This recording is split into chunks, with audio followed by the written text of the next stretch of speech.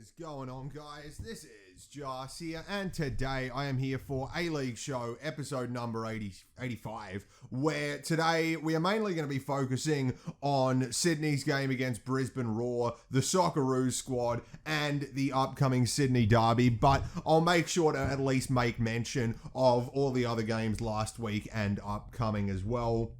I'll start off with the first three games of last round because they were all absolute thumpings. First of all, Melbourne Victory beat Newcastle 4-0, and the takeaway from this game, the biggest takeaway, was that Bruno Fallen-Roley, Nick D'Agostino, Chris Ikonomidis, and Jake Brimmer all scored, and it was just a negative for Perth. Somehow. They hadn't even played. And Perth fans were like, of course, four of our fucking ex-players with one of our ex-managers are scoring in the A-League while we're fucking dog shit and don't have a home. So I found that particularly funny. But, yeah, Melbourne Victory, they've struggled early in the season and they didn't look incredible on Friday night, but they absolutely trounced Newcastle and looked clinical at least, which is something that they've really been lacking so far this season, is the ability to finish their chances. I'm not sure about the City game, but definitely the Wanderers game. Nanny missed that big chance, and there were a few more opportunities for them to, at least get close to goal in that game, and they were really struggling with that. So for them, it's a massive step forward to go out and smash a team like this, and while I think they'll probably continue to struggle, this isn't something that just completely solves all their issues, and I don't think Fallen-Roley's impact, at least in this game, was that massive. It's at least a step for them in the right direction. So yeah, they won that game and they went even on points with Sydney, which isn't good because Melbourne Victory, in my mind, had a crap start to the season and Sydney FC had a decent one. But no, at the end of the round, we're all level on points, for fuck's sake. Then Melbourne City played Perth and it was 0-0 in the first half, and I only watched the first half because I was on a flight up to Brisbane and I could put the first half on, but in the second half I was trying to get to my hotel or the smoking area at the airport, etc, etc. So I didn't actually see any of the goals, but Melbourne City extended their lead, or actually just got an outright lead in the league for the first time, or at least they ended the round like that for the first time, because Western Sydney lost in the other Saturday night game against Central Coast, and this is a game, it's the only game really that I take great delight in having watched this weekend, because Western Sydney for me have been a terrible side. They've been a terrible side so far this season. They've picked up results, and look, if they turn it around in the derby and then come back from the World Cup and look good, then it doesn't matter whether they were terrible. But right now, trying to make some analysis or prediction about Western Sydney Wanderers, yeah, they've got 10 points. Yeah, they're sitting second in the league, but they've been crap, and I don't really give them much hope to even make finals still, because, they're fundamentally broken. They still have the same issues that they've had for 5 fucking years now. And on Saturday night, we got to see that come to fruition, where despite having the majority of possession, again, they were able to do fuck all. But unlike the other games this season, or at least most of them, they didn't have a massive swing of luck, like a defender just misjudging a direct through ball over the top, or, Melbourne Victory fucking up defensively one time. They didn't have that insane luck, and they lost. They got smashed. Central Coast brought on Quoll, and Central Coast were looking more dangerous than Western Sydney throughout the game. It wasn't just a Quoll super sub, but once they brought on Quoll, he just said goodbye and finished the game for Central Coast. And another thing I'd like to note that particularly excites me is the massive presence of Central Coast fans at Bankwest Stadium. That was something that I wasn't expecting. They had the probably the ideal time slot for a trip to and from the coast, and they turned up in droves. I mean, in droves is a bit much, but it did seem like there were a couple of hundred Central Coast fans there, and that's awesome. And I hope that we see that for, you know, Sydney FC games, Macarthur games as well, because Central Coast fans, you know, they link up New South Wales. They can go to Newcastle, they can go to Sydney with relative ease, and, you know, to have a load of them coming up and down and enhancing, you know, the supporter culture in the state and in the country as well is awesome. So it was good to see so many Central Coast fans there, and it was good to see Wanderers finally get a result that they deserve. A massive fucking loss, because by golly gosh, they are fucking shit. They have been shit. Like, there hasn't been much difference between the win against Victory, the draw against Brisbane, or the loss against Central Coast for me. I mean, they definitely were better in the Victory game, worse in the Brisbane game, and worse even more in the Central Coast game, but it's not far off. They've been getting lucky, and saying all of this before a derby is not fun, because I know what the stakes are. I'm not one of those fucking cocksuckers that's like, oh, a derby week, how exciting. We get to boo Milos Ninkovic, how fun, culture. No, I'm broken inside. I'm going to start doing fucking yoga, because every time a derby rolls around, I fall apart with nerves, because I know the stakes, and, you know, each fan base has those cunts that are, you know, but, like, you won the derby, but, and, I mean, I probably do it to an extent, but, yeah, it's all or nothing for the derby this weekend, and, yeah, I think Wanderers are crap, but, unfortunately, no, I'll talk about the other two games on Sunday first, because I didn't even fucking watch them. In fact, I didn't even know the Wellington versus Macarthur result until I was, like, doing a bit of research for this video.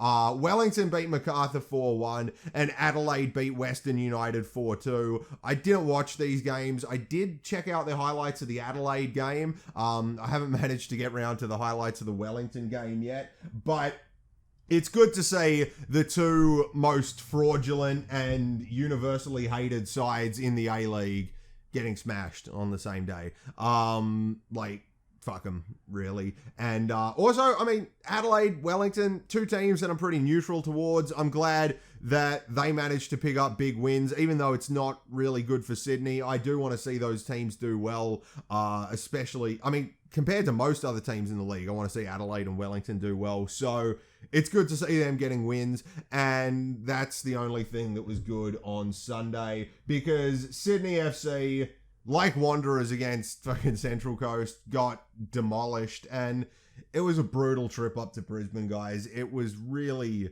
fucking testing, I guess, because I had 2 days up there, and I don't like that. I really don't like spending time away from home. Like, that's one of the shittiest things about fucking away days is I've got an awesome bedroom. Like, I love spending time in here, and honestly, if I wasn't a sports fan, I would never fucking leave this place. I've got so many instruments for gaming. I've got great books. I've got good TVs. I've got DVDs. I've got a Chromecast, an Apple TV, a Nintendo Switch. I've got a fucking Nintendo Switch. I've got everything and I've got fucking vapes. I can just sit here and fucking vape all day, play video games, read books, drink, smoke weed, anything. I don't like leaving my house. So to go up to Brisbane for 2 days, like, it is nice. I don't not appreciate that I'm lucky to be able to do it, but I'd much prefer just going up for a night or even getting out of there the day of, like I did with Western. But I didn't do that. I booked this package for the end of last season, and then that game got moved to midweek. I could have used it, but I thought I was going to the Champions League because I booked flights and a hotel. And the only reason I didn't go was because Sydney FC are fucking incompetent and can't respond to multiple emails asking about Champions League tickets. So, yeah, anyway. I had a 2-day package up there. I flew up on Saturday. I was at the airport, chain smoking. I got there a bit early, and I saw some cunts in Sydney FC uniform hop out of a van and like leave a bunch of bags out in front of the terminal. And I'm weird fucking terrorists there. And then no, the Sydney FC team came along, picked up the bags, and of course I'm on the same fucking flight, which saddens me because like I don't want to meet fucking Sydney players. I'm not, like, this isn't even the main point, but I had to sit next to Paddy Wood, and, like, I want to be like, I love you more than anyone in my family, but I'm just, like, trying to keep my head down, like, fuck, shit, don't, like, I'm scrolling through Instagram, everything's fucking A-League, don't be an A-League fan, it'll look weird, but yeah, I don't know, got through the flight. Was very proud that I basked in the presence of Paddy Wood. I didn't even notice he had fixed his fucking hair. But he had done that as well.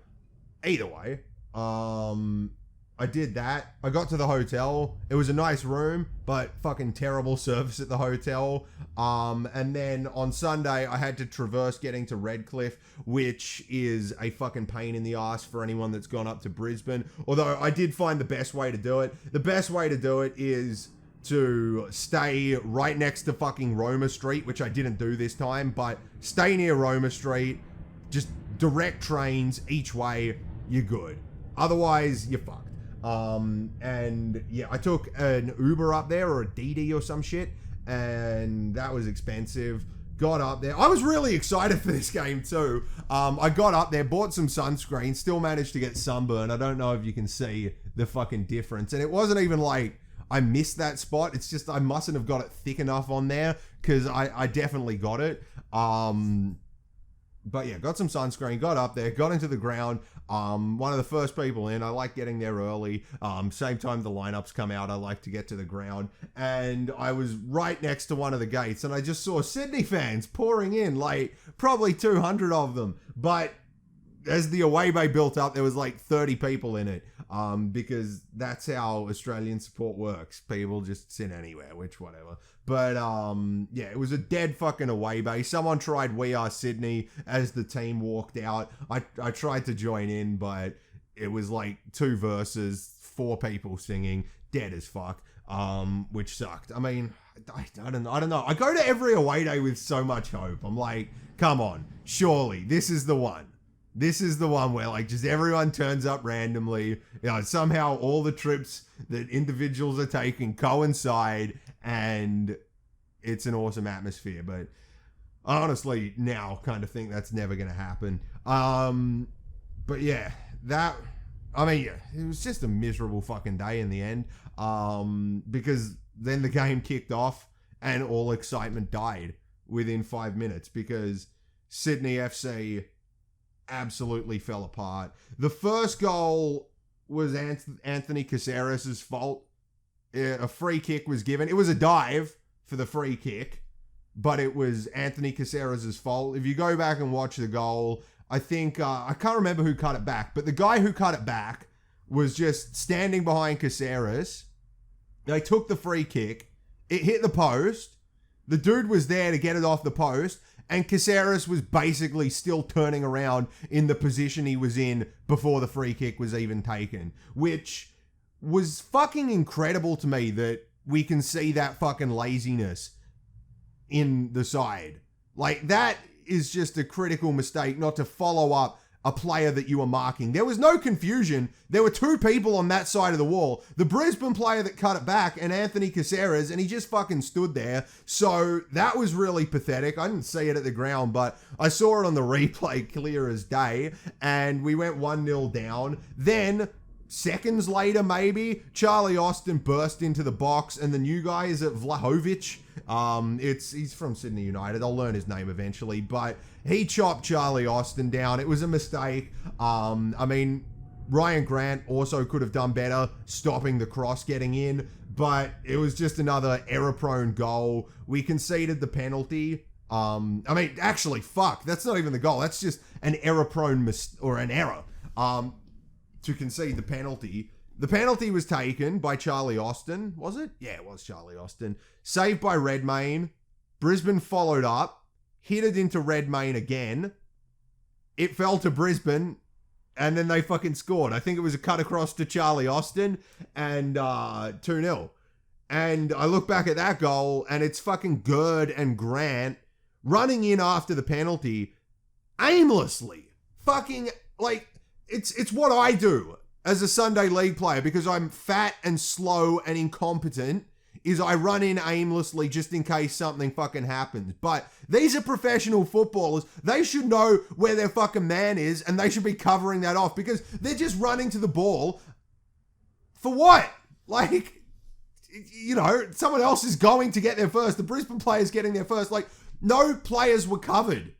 Like, yeah, they're running to the ball, but no one was fucking covered. I mean, it's harder to blame them for this than it is Caceres for the first goal, but still, it was an error, or at least something that could have been fixed. And anyway, basically 5 minutes in, we're 2 goals down, and then the only other things I really noticed that I can critique our performance for are that our fullbacks do nothing, or did nothing. I don't know if that's always the case, but it seemed like they're a fucking jack of all trades, master of none, where, like, we go forward, they're not far enough up. We get hit on the counter, they're not back. Like, where are they? What are they doing? The game passes our fullbacks so easily, and I don't think it cost us necessarily. Like, I don't think that was the root of our problems, but it definitely stretched us thin on Sunday, and that was pretty much the only thing I noticed, along with just not getting enough players forward. Like, in the second half, after Paddy Wood and Segacic were taken off for Lolly and Burgess, just not enough players got forward. Like, we'd hit a team on the counter, we'd have no players in the box, 3 or 4 players forward, and, like, how are we going to score? I mean, yeah, Caceres got that goal, but that's an exception. Like, that was good. But we need to force those kind of goals more often, where, you know, we get it in the box and a player gets a second chance and just finishes it seamlessly. So, yeah, it's a shame that we could only do that once on Sunday. And then the final goal from Brindle South was real fucking killer, because the away day was directly behind where he hit it. Like, it was a straight line from my view to Brindle South to where he hit it in the goal. And I imagine everyone in the away bay just saw that goal in slow motion, because it was a really lovely shot by Brindle South. And it just moved in the air. You could see it happening, and it went in 3-1, game over, kill me now.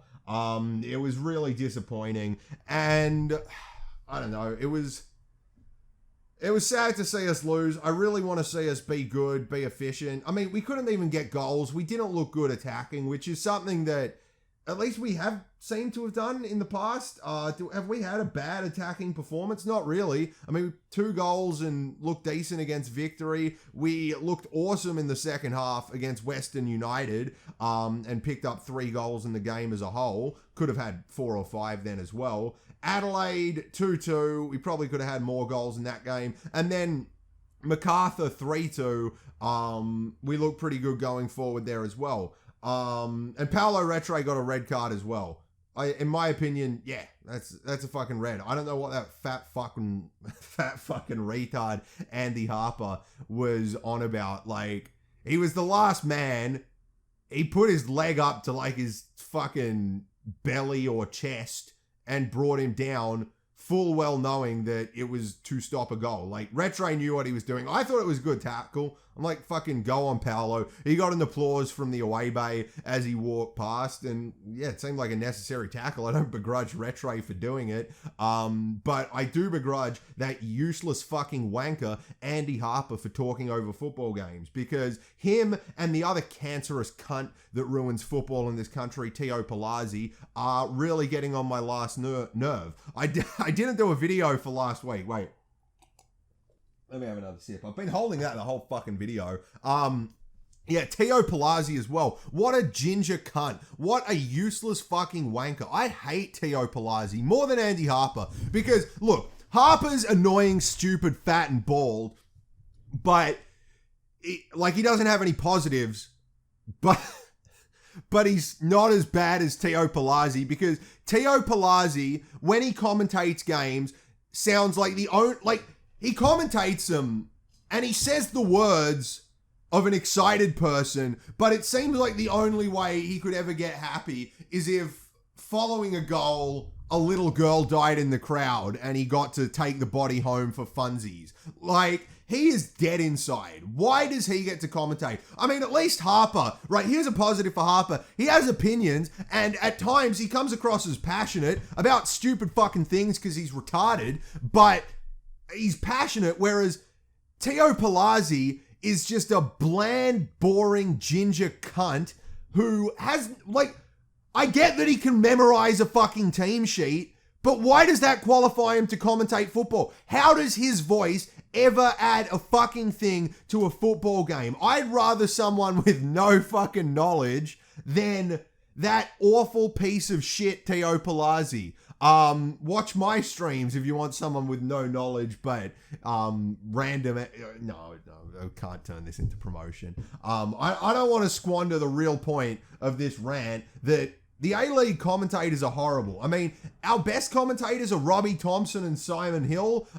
Maybe that's just because they're English. It might well be. I don't think either of them are that good. Like, Simon Hill is definitely not bad, but the way that people make out like he's this, it's so forced when he's it sounds like he tries to say iconic things. Like, a lot of the words that he says just sound forced and rehearsed, and it's just boring to listen to. They all fucking suck, and it sucks because, honestly, I think the A-League's crying out for someone to just fucking, lose their mind over a game of football. It hasn't happened in a while, and maybe it can happen at the Derby this weekend. There's 45,000 people. I imagine the commentators will be there live in person enjoying the football. So, I don't know. We'll see. But I feel like, you can address the social media issues, and they've done a lot good with the A-League, but one thing that I think they could fix is fucking beheading everyone that's tried to commentate A-League so far and getting some people that actually give a fuck about... I mean, no, they give a fuck about football in this country, except Teo Palazzi. He probably only gives a fuck about killing small children. But, yeah, I don't have the solution. I'm just here to say they all fucking suck. And so did the Sydney game. Anyway, I drafted up some excuses for the Sydney game, and I've got two, really. They're quite soft. They're not like, this is the only reason we lost, but some of the reasons that we might have played so poorly are, one, I don't think we've got anyone leading the team on the pitch. We conceded 2 goals in 5 minutes, and, I mean, we shouldn't have conceded the second. We should have had someone on the field reverberating the message of Stevie Corica to pull your fucking heads in, get your shit together, and take control of the game. And maybe there was someone doing that. I mean, I'm not the most perceptive person when it comes to what's happening on the field. So maybe there was, but it just seemed like we lacked someone to take control of that game, either through leadership or just footballing skill. And that was one of the things that cost us. And then another thing that's a bit more of a whingy excuse is that compared to Brisbane, we have not played in those conditions this year. We have not played a game earlier than 5 p.m. since, I think, Central Coast at the start of the season in the round of 32 of the Cup. And we definitely haven't played in the temperature that we played in on Sunday afternoon, whereas Brisbane probably have been playing in those kinds of conditions and training in those kinds of conditions all season. I mean, the solution is fly up a few fucking days early. This is what football teams do. This has been a thing for 20 fucking years now? They did, I don't know, I'm probably bitching, but train in the conditions that you predict you're going to play in. Train at the time slot. Train in the fucking time zone. Train in the temperature if you can. But no, they flew up like Saturday before the game. Hadn't played in those conditions probably all season, and that might have cost us. It might be an excuse. I don't fucking know. But those are the two things I could think of. They're soft, and overall the performance wasn't good enough. But to be positive going into Derby week, this is the Sydney side I trust most in the post-COVID era. We've seen a lot of good stuff from this team, and the thing that we see most from this team is that there is hunger there. There's a lot of young players bidding to get into the squad, and they seem like they don't just want to use Sydney as a stepping stone, but make an impact at Sydney FC as well. So I trust that there's the desire there, but it was just another fucking hapless performance. And if I can bitch about one more thing in this convoluted fucking segment, I watched Steve Corica's 3-minute press conference afterwards, and the final question he was asked was, is the Derby a must-win now? And he like, Stevie, you're the fucking king of this club. Like, anyone that admires Sydney FC, if you ask them, whose career could you have? You take fucking Steve Corica's. He's asked, is the Derby a must-win? And he just sits there going like, it'll be a good attendance, first derby at the new stadium. Like, fuck! Say yes! Say, like, the fans will make it brutal. Fucking call to arms. Give us a call to arms. Like, he is one of the most respected figures at Sydney FC, yet he just... He needs a bit more fucking charisma. That's what I want from fucking Corica. That's my main complaint. I mean, I don't know. I really fucking don't know. I'm not too distraught about the performance. There's plenty of football to go, and we've got a bit of a break. I need a bit of a break. 5 games in already, and the Derby's going to be mental. We'll talk about that in a sec, but before we get into the Derby, to just kind of break up the monotony of bitching about Sydney FC, the Socceroos squad got announced today, and I'll grab my laptop because I'm just going to be directly reading from a list. Goalkeepers in the Socceroos squad: Matt Ryan, number 1 keeper; Andrew Redmayne got us to the competition, and Danny Vukovic, a bit old, probably not going to play, but he's got experience at a high level. He's played for Australia, and I think, he's probably a decent third choice keeper. The big complaint in this department was Langerak missing out, and honestly, I couldn't give a fuck. If we lose Matt Ryan, we're probably fucked, and yeah. Who gives a shit about the second keeper, really? Plus, like, Redmayne, Vukovic, Sydney players, they'll probably crush it. They're awesome.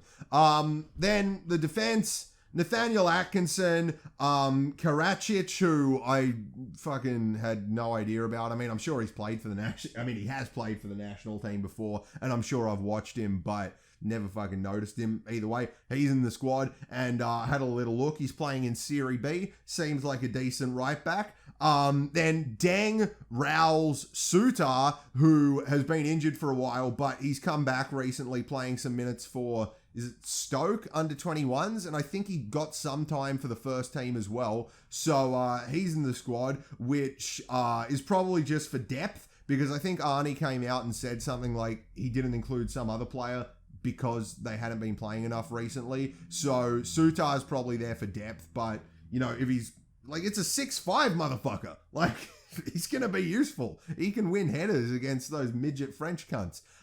Then we've also got Bailey Wright, Aziz Behich, and Joel King in the defense. And the two notable omissions are Trent Sainsbury and Jason Davidson, who, again, I don't really give a fuck about them missing out. Sainsbury's good, but...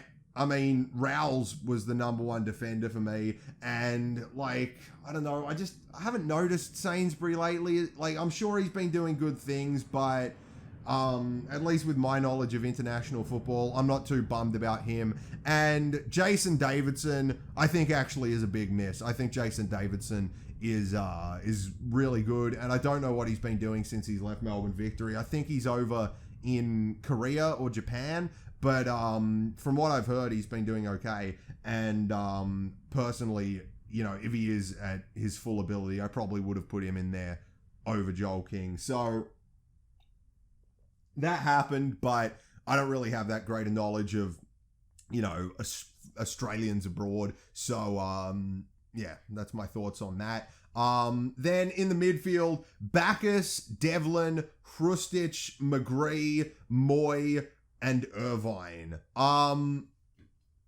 fucking complain about that. I mean, I feel like the only thing we're lacking, the only thing that I think we sorely need in that midfield is a really good defensive midfielder. And I know Bacchus is good. I don't not rate Bacchus on like a club level. I just think like, Jedinak held our team together for so long. Who's going to do it here? Hopefully someone, but we'll have to wait and see really because, these players, they're untested against like the fucking top teams. And, like if a team gets to a World Cup, they're most likely going to be good. We don't get drawn against easy teams. We haven't been drawn against easy teams. And, yeah, like we'll have to see how they do, really. And I'm excited. I'm very excited about this squad, by the way. Like, whether it's good enough or not, I'm excited to see a lot of these players play for us at the World Cup. Unfortunately, it's in Qatar, but, still football. Who cares if, thousands of people have died where we're playing it, basically dancing on a graveyard. Fun, fun, fun. And then the forwards are Cummings, McLaren, Quoll, who I like. I put out on Instagram a fucking, I'm not even sure if it was a prediction. It was just like a potential squad builder. And I forgot Quoll. Quoll for me is awesome being in the squad because as we've seen with Central Coast and as we saw against New Zealand, he provides such an impact off the bench and he's just so quick. Like not just in a straight line over 30 or 40 meters, but he's just so quick with, doing tricks when the ball comes to his feet and, just moving the ball immediately. He's good. He's exciting. He plays outside of the box too, not like the 18-yard box, but just outside of the box. And I think that's something sorely lacking in just all levels of Australian football is players willing to try crazy shit. So to have Quoll in there is going to be awesome. I remember Arzani being decent when he came on in the 2018 World Cup. And I feel like Quoll is Arzani on crack. He's Arzani with like the dribbling and he's probably not as good at passing as Arzani, maybe. But I just think with like his dribbling, his shooting, he's just got the fucking X factor about him. I can't explain it. I'm a fucking idiot, but you all know what I'm talking about. He's fucking incredible, and he's a player that I'm actually super excited to see play in Qatar before he heads off to get some dirty Saudi money. Then Mabil, Leckie, Boyle, Duke, and Goodwin are the other forwards, and this is how, and I'm not going to do a graphic, I'm fucking starting uni tomorrow and I've still got so much fucking reading to do. I'm doing a bum course, but at the end of the day, I'm doing the same work that you do in like a regular uni course and I got so much fucking reading. I'm not going to edit together a graphic of my lineup, but this is how I would line up. And I will happily admit that I'm thinking way too much like Bert van Marwijk here, but this is how I'd line up personally at the World Cup. Matt Ryan in goal, and also, as I said earlier, my knowledge of a lot of these players playing abroad is fucking shit, so I'm always open to, like, other people's lineups. It's just, this is how I'd line up, like a lighthearted, prediction or potential lineup. But yeah, Matt Ryan in goal, Nathaniel Atkinson, Rowles, Wright, and Beach at the back, Devlin as our holding midfielder. This is the thing that I'm going into the World Cup truly believing. Like, I'm admitting my knowledge is crap, but nonetheless, I fucking believe this wholeheartedly. Cam Devlin is better than Aaron Moy, and he will be our holding midfielder. He's younger, he's more energetic. Moy turns like a fucking 18-wheeler, and I think defensively Devlin's going to offer a lot more. Moy does have his quality. He's, one of the best passers of the ball this country's ever seen, but I think, especially like against France, we're going to want someone like Devlin on there that's not afraid to get stuck in. I mean, Moy isn't afraid. He's just, not likely to get near enough to do so. But yeah, Devlin, I feel like could be better defensively. And I know it's a long shot. I know 90% of people, if not more, will disagree with me. But I reckon Devlin, if he gets an opportunity this World Cup, is going to prove to be one of the best three midfielders in Australia at the moment. Ahead of Devlin, I'd have Hrustic and Irvine. I think that Hrustic is phenomenal. He's got a bit of that X factor that Quolder has, but you know, he's a bit more tempered. He's a bit better at, you know, playing 90 minutes of football. And Irvine, he's a bit bland for me, but he is capable of doing good things, and he's a pretty solid player, so Irvine would be starting. Then on the wings, I'd have Martin Boyle on the right and Craig Goodwin on the left. Craig Goodwin, for me, is... He's great at getting up and down the wing. I mean, he needs good players around him to be effective, and I don't know if he'll be able to do that in the World Cup, but I think he'll get back. I think he'll help the left back. I think he'll do a job defensively, and I think he's capable of this spectacular down the left. Same with Martin Boyle. I think he's energetic. I think he can get up and down at the right wing. He can provide something going forward, and he can also help out defensively. And then this is going to fucking, you know, we're taking Cummings, exciting. We're taking McLaren, Leckie, exciting. And I'm telling you, I want Mitchell Duke starting up front for his work rate. Look, McLaren's a great finisher. And if we need a goal, if we're 2-0 down after 45 minutes, chuck him on, no problem. But if we're trying to hold, like, against France, we're just going to try and hold on for the draw. That's all we can really do. And, you know, we'll try and get goals when the opportunity to try arises. But I think the focus against France is going to be holding them out. And we almost did that well against them last time. We really should have held them out or held them to a draw last time. And, you know, we had Naboot doing that role last World Cup. Yet this is the Van Marwijk thing that I was talking about. I don't want a striker up top. I want a false nine that's going to run around, focus on himself defensively, drop deep, create space for other players. And, you know, as a Sydney fan, we know Duke can just crop up with fucking retarded goals. So that's my lineup.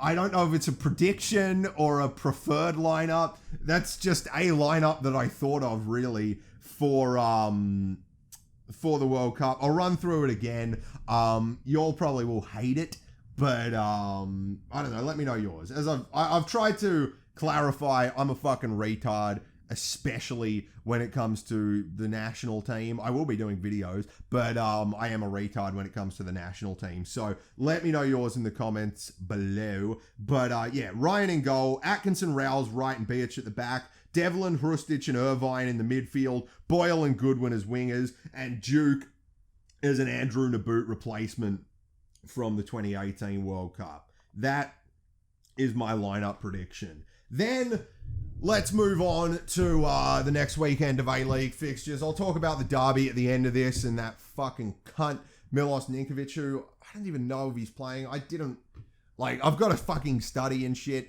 Or just read, actually. It's not even study yet. It's just reading in preparation. But we've got an original rivalry matchup at Cooper's Stadium on Friday night. You bet your fucking ass I'm going to be streaming that. And I'm going for an Adelaide win. Craig Goodwin, he's going to start the World Cup. And he's going to have a massive send-off here. Melbourne victory have been shaky. Adelaide, I mean, they are coming off a big win, but I still think victory is shaky. Adelaide is shaky too, but overall this season, I think Adelaide probably have been better than Melbourne victory. They're ahead of them on the table as well. So I'm going to be tipping a 2-1 Adelaide win here, and I reckon it's going to be one of the most mental games of the season. If there wasn't a derby the next day, and if I didn't have a fucking drinking problem, a gambling problem, a smoking problem, a weed problem, and 17 other fucking problems, and I could afford to go, I'd go, if it weren't for the derby and the other things. So yeah, 2-1 Adelaide, probably going to be an awesome game. However, it will be pipped as game of the round by the derby because there's going to be 42,000 people there. Newcastle against Melbourne City. Melbourne City will win that. Nothing else needs to be said. Go on Newcastle for the upset. They are playing at home, but Melbourne City will be winning that game of football. Central Coast Macarthur. Central Coast with that, they'll win that. Macarthur have been crap lately. Central Coast have looked quite good. So I think Central Coast will get the win there. There's a bit of a chance of a slip up, but I don't really count on it. Wellington versus Western. Again, Wellington are going to win. And that fucking brings us to the Sydney derby because I think Perth and Brisbane were supposed to play this round, but it got moved to January. So Perth get like a massive stretch of games at the Macedonia Park.